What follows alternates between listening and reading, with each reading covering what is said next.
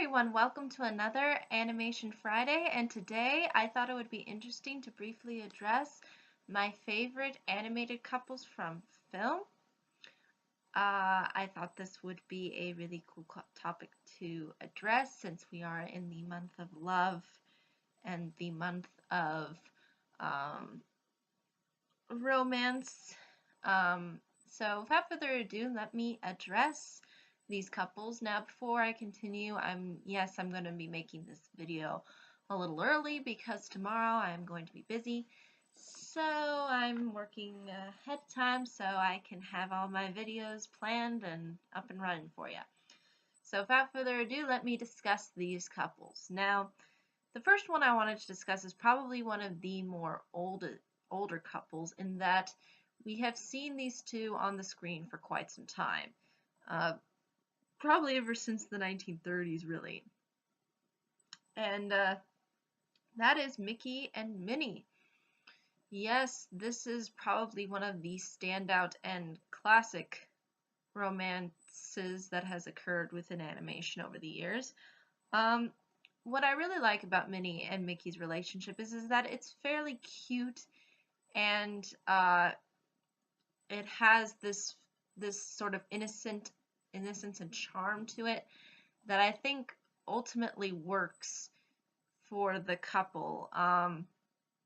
I like too how they sort of work as a team together at times, and you will see this as sort of their characters progress throughout time. And again, they do become a little bit more structured. They do become a little bit more grounded as far as cartoon characters go than they were probably in their 30s cartoons, which you will see can get kind of crazy at times and are a little bit more wild in nature. And I think over time they became a little bit more reserved and a little bit more cutesy. So ultimately, I think they really balance each other out really well. It's kind of nice seeing Mickey sort of being, you know, the fun and likable hero, and Minnie being the innocent and kind-natured feminine character. So I think that it works really well, and I think it's very entertaining to watch because there's a lot of cute little funny moments, and there's a lot of little genuine awe moments where you just can't help but smile when these two are on screen. So I think they're really fun to watch and are enjoyable. Um, and I think they have this cuteness to them that works off to the works itself off well to the audience. So I think that's though really all I can say about Minnie and Mickey. They're a little bit more general in that they're not really specific in regards to having that, you know, out there personality, but I think ultimately they have a lot of good dynamics to them, and I think they work off each other really well, so that's why I enjoy them a lot. Now, the second couple that I wanted to briefly address is actually a fairly different couple from Minnie and Mickey, and a little bit more of a recent couple, and from a different studio at that too, and that is Fiona and Shrek from the Shrek films. I am going to be probably discluding the last two Shrek films since one of them I didn't see, and the other one I thought, although Fiona and Shrek were a focus, they weren't necessarily the they didn't play as much of a significant, their relationship didn't play, I think, as much as a significant role, because usually because within that film we don't see them together for an extended period of time as much as the other two films, and you feel like the first two films they sort of had, there was more weight onto their relationship as opposed to the third film. I could be wrong about the fourth one because I haven't seen the fourth one, but usually people, when they think of Shrek, usually they think of the first two films. So I'm just going to be speaking on that level. Um, I like how their relationship is fairly comedic and sort of starts off that way, and how they just stumble upon these really odd circumstances, and then they ultimately sort of end up falling for each other. Um, yeah, they take some little jabs at each other, and um, as you say, um, it's not as mean spirited, I think, and it's it seems to die down fairly quickly, because they sort of let down the fences fairly early, and I liked how their relationship worked that way, as opposed to dragging out the whole "I'm not gonna like you even though I really do like you" thing. Um, some people might be mad for the misunderstanding that happens within the first film that ends up making the couple um, separate, but I think the way in which they executed the misinterpretation, I thought, worked for its storyline.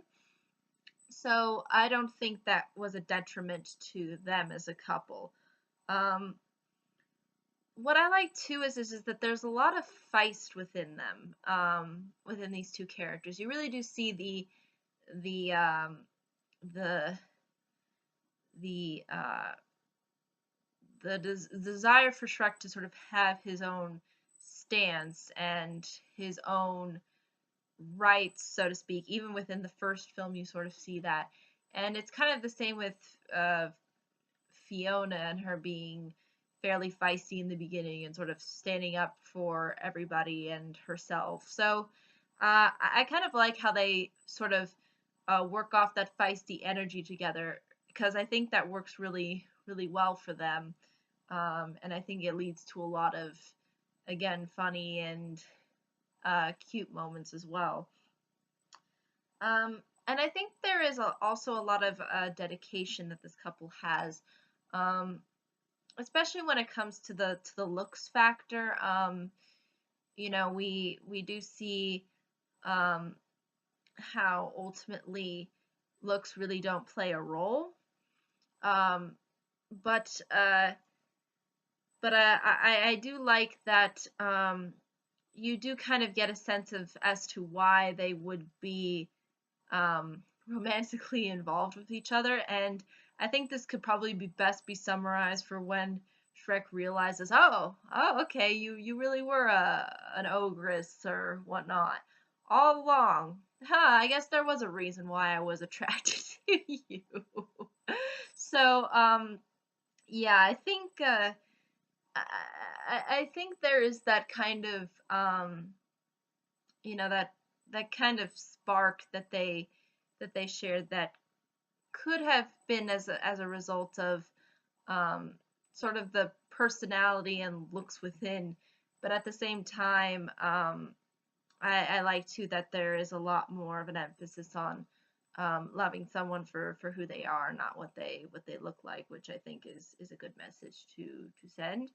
Even though, again, I think usually people go for the same amount of attractiveness, and see each other kind of on that same level, and I think that's kind of how Fiona and Shrek saw each other. They kind of were at that same level, even though it didn't seem like it at first.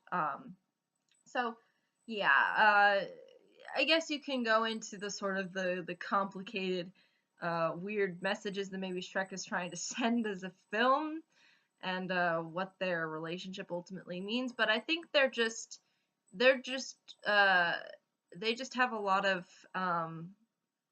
they're just very uh, they're just very feisty, and just have this very enduring energy about them that I think plays off one another really well. So another couple that is interesting and worthy, I think, of recommendation. Now, the third couple I'm going to mention actually doesn't have a whole lot of screen time dedicated to them, but I think there is still some powerful weight that this couple shares, and that is Ellie and Carl from Up.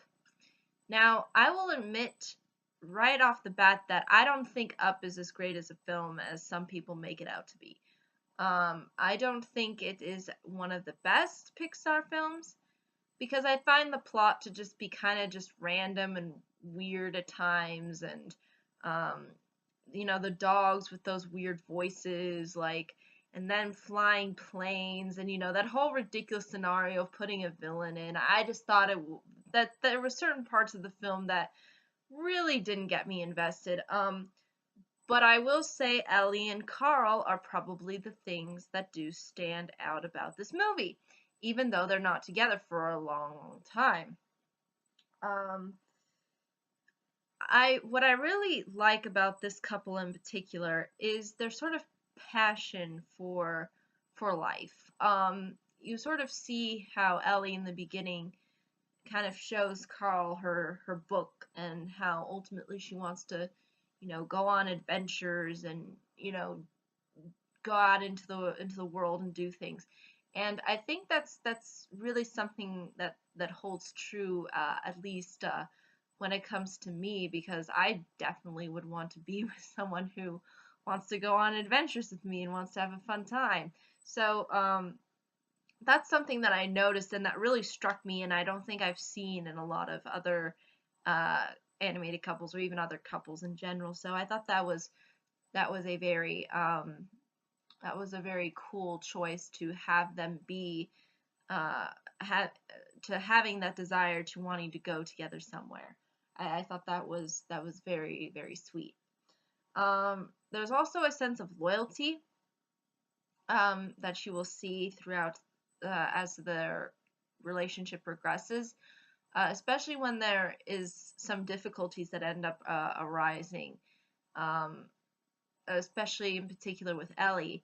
You see Carl is behind her 100%, and um, that amount of dedication, I think, is just very, very touching, and I thought really worked well. And I like how it's not even done with words, it's just done through just the little expressions. Um, and I think it's nice seeing a couple having each other's back no matter what, carrying their relationship to old age. I think it's just one of those things where, oh, it's so sweet, it's so cute, and even though there are sad parts uh, within what ultimately happens to the relationship, you do still feel like that these two people did share something very special with one another, and that they carried it with them throughout the rest of their life. So I thought that was something that I noticed and that I thought was what made them stand out and why I enjoyed watching them. I really wish that the movie was just those two and not about the dumb plot about going into the going into the Amazons and with the balloons and stuff. And or I mean they could have done something like that, but I think they could have just done it a whole lot better, at least in my opinion. So yeah, but that's one thing that I think stood out to me about Up was the couple Ellie and Carl. Now, another couple that I want to briefly mention is one that is a little bit more of on the classic side because, again, we've seen this couple presented fairly often, I think, and a lot of people seem to enjoy this film, and that is Belle and Beast, or Belle and Adam, or Belle and Beast slash Adam. Because apparently that's supposed to be his human name, even though they don't say it in the movie. But uh, what I like about this film is that the couple presents itself in a fairy tale setting and with fairy tale like emotions, in that it doesn't represent a lot of uh, what it doesn't represent a couple in the way that I think a lot of the other couples that I've been mentioning are, because those are, I think, are a little bit more grounded in sort of reality.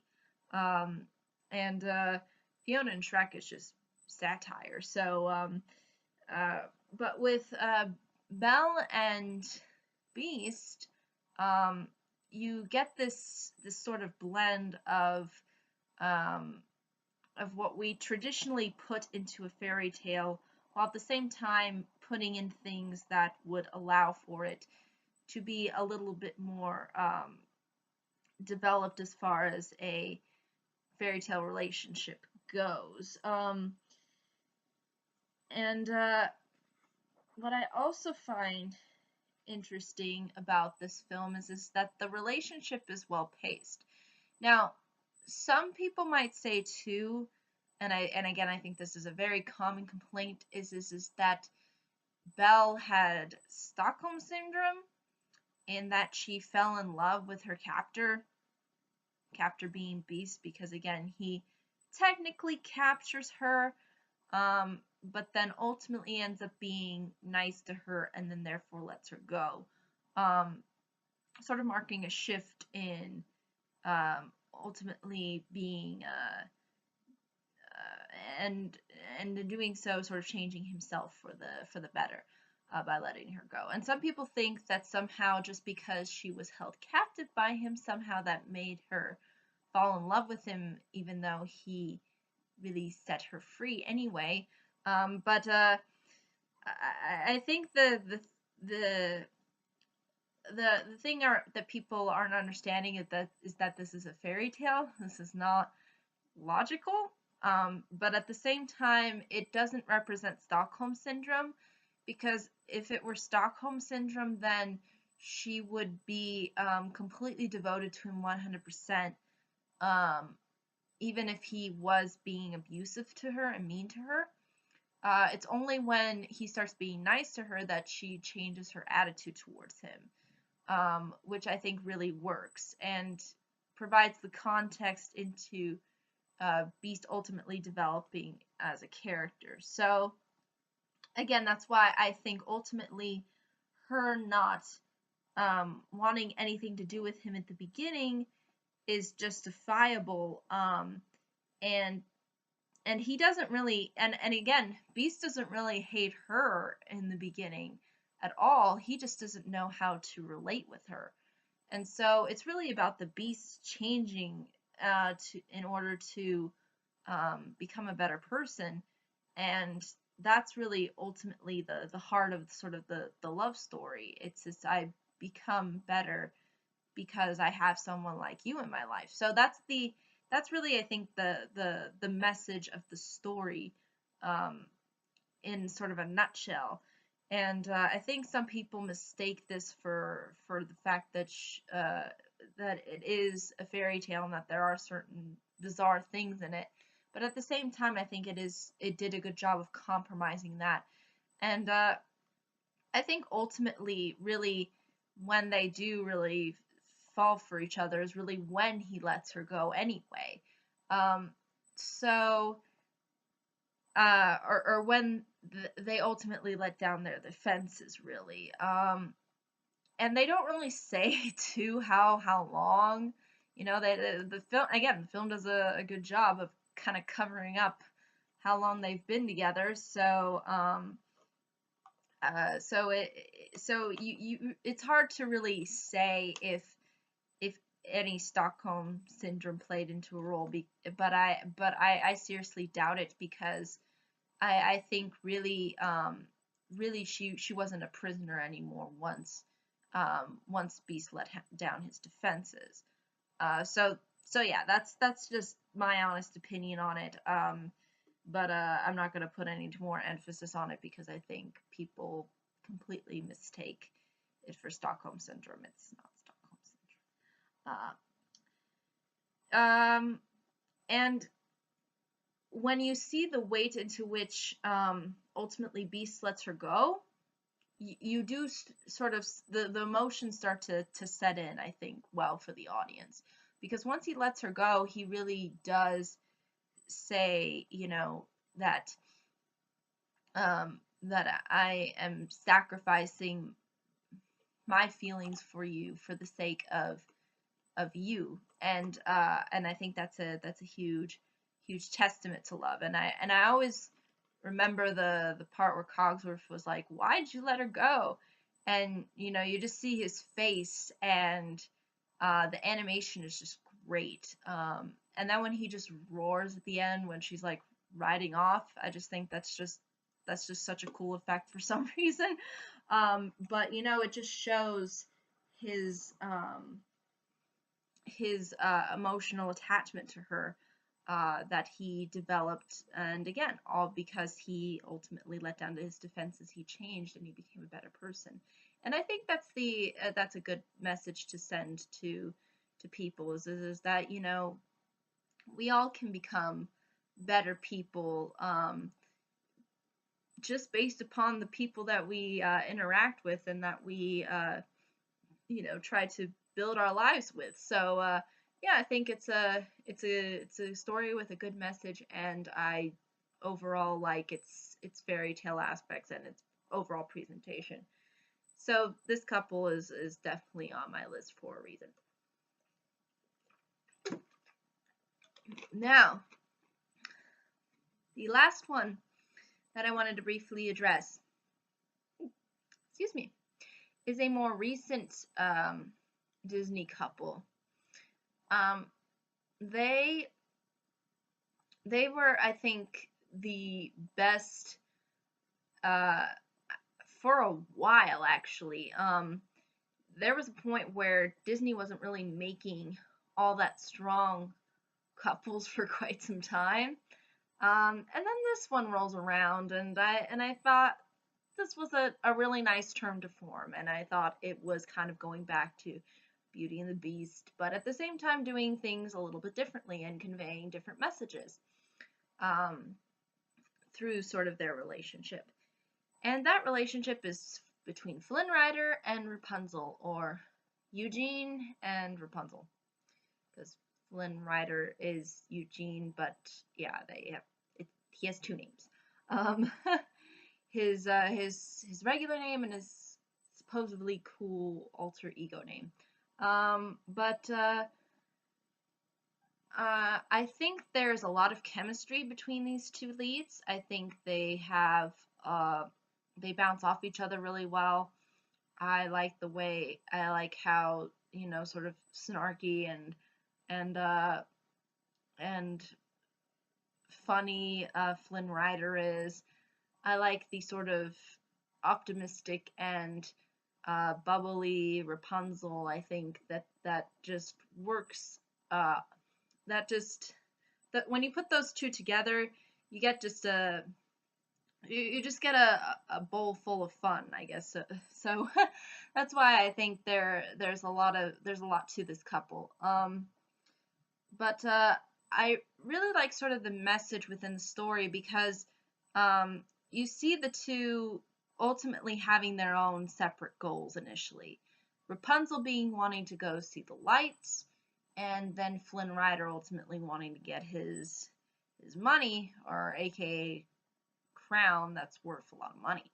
And then you ultimately see how their paths kind of come together, and they realize that maybe there's something more important than my own desires and my own dreams. Maybe my dreams involve maybe loving or caring for somebody else. And so that's what I think they both realize as they're going through this journey that they end up going on together, which they are initially going on for their own selfish reasons. And then they realize that those maybe selfish reasons were not really uh, were not really what ultimately um, it, their initial reasons for going are changed by the fact that they end up coming closer together and realizing that there are things that are more important than, than your own desires and your own dreams. It's important to, share those dreams with other people. And I think they sort of realize this, and see that, um, that selfishness only gets you so far. And yeah, I think that was really the idea behind, that story and what message it was trying to relate to the audience. And I really like too how, again, there is this sort of beauty to it. There's this sort of fairy tale romantic aspect, but I feel that it is fairly updated. It's a lot more comedic than something like Beauty and the Beast. It's a little bit more um, silly, but at the same time really rooted into that awe and into that sort of beauty fairy tale world. So I think it balanced those two tones out really well.